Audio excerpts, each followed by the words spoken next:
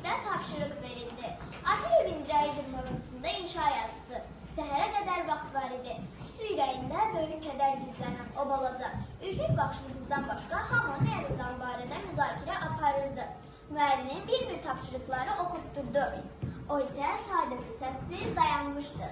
Tənəffüsdə müəllimə, Nurel, qızım, sən niyə yazmamışdın? heç bir cavab ala bilmədi. Dərsdən sonra müəllimə onun narahat edən bu mövzuya aydınlıq gətirmək üçün Nurelgilin evlərinə doğru yola düşdü. Tam qapını döymək üzrə idi ki, evdən ucalan səslər onu qorxutdu. Ay qız Nurel, cəhənnəm ol, get yeməyimi gətir. Dur get o pis otağa, ayaq altında dolanma. Və ona qalxan əlinin qorxusundan ağlamaq səsi, hıçqırıq ətrafa yayıldı.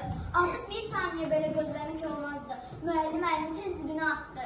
Alo, polisdir. 15 dəqiqə keçməmiş polis qapıda idi. Qapı döndü, ata qapını açdı. Nə deyir, nə lazımdır? Sizin qızınıza qarşı zorakılıq etdiyiniz haqqında şikayət olunur. Nə? Zorakılıq? Bəli, qızları çağırın gəlsin. O, qızlar gözü yaşlı, əsən addımlarla onlara doğru yaxınlaşdı.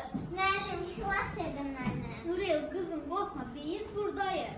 Qızım, sən bilirsən ki, sənin üsulubların var. Xeyr, hüquq nədir ki? Qızım, sənin zorakılıqdan müdafiə, sağlam yaşamaq, xoşbəxt yaşamaq, təhlükəsiz və qorunmaq hüquqların var. Ata çox peşman olub dedi. Məni bağışlayın, mən çox peşmanam. Üzr istəyirəm qızım. Artıq iş işlər keçib, biz sizi həbs etmək məcburiyyətindəyik. Çünki siz qızınızın hüquqlarını pozmuşsunuz.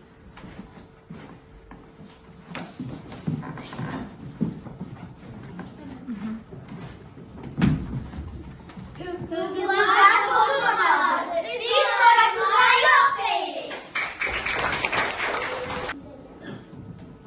Uşaqların dövlət tərəfindən müdafiə olunma haqqı var. Uşaqlar zorakılıqdan qorunmalıdır. Hər bir uşağın sevgiyə və qayğıya ehtiyacı vardır və bu onun haqqıdır. Aferin.